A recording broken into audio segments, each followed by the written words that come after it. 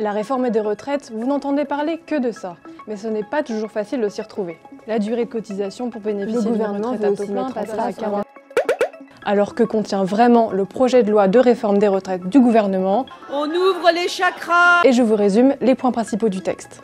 D'abord, le report de l'âge légal de départ à la retraite. C'est le point de crispation. Aujourd'hui, la majorité des Français peut partir à la retraite à partir de 62 ans. À partir du 1er septembre 2023 et de la génération née en septembre 1961, cet âge va progressivement prendre 3 mois par classe d'âge pour atteindre 64 ans en 2030. Le gouvernement l'a reconnu, ce report va plus pénaliser les femmes que les hommes. Elles partent déjà à la retraite plus tard et l'écart va se creuser. À côté de ça, il faut aujourd'hui avoir cotisé 42 ans pour avoir droit à sa retraite à taux plein. Avec la réforme, il faudra cotiser 43 ans et ce plus vite que prévu. La loi Touraine de 2014 prévoyait que cette durée serait atteinte à l'horizon 2030. La réforme vise désormais 2027.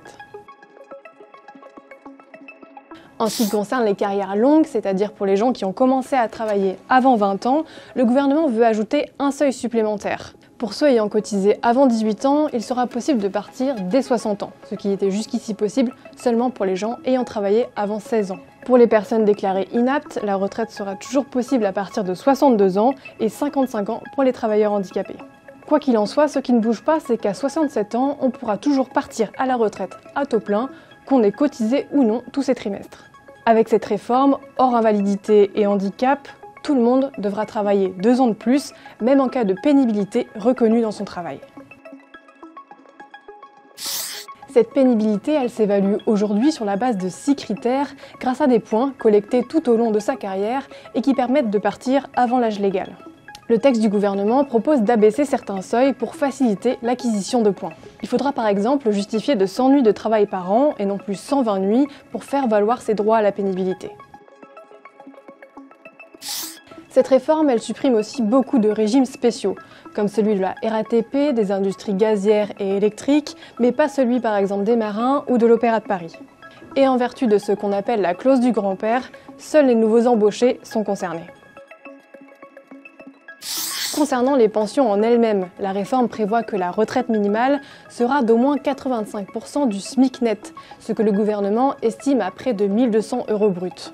Cette revalorisation va concerner les retraités futurs et actuels ayant validé une carrière complète, à temps plein et au SMIC. Cette mesure ne concerne donc pas les toutes petites retraites. Finalement, la réforme vise aussi la mise en place d'un index senior qui doit obliger les entreprises de plus de 300 salariés à publier la part des recrutés seniors et maintenus en emploi dans l'entreprise sous peine de sanctions financières.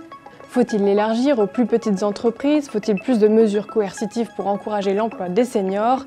Dans cette réforme, c'est finalement l'un des seuls points sur lequel le gouvernement semble ouvert aux propositions des députés.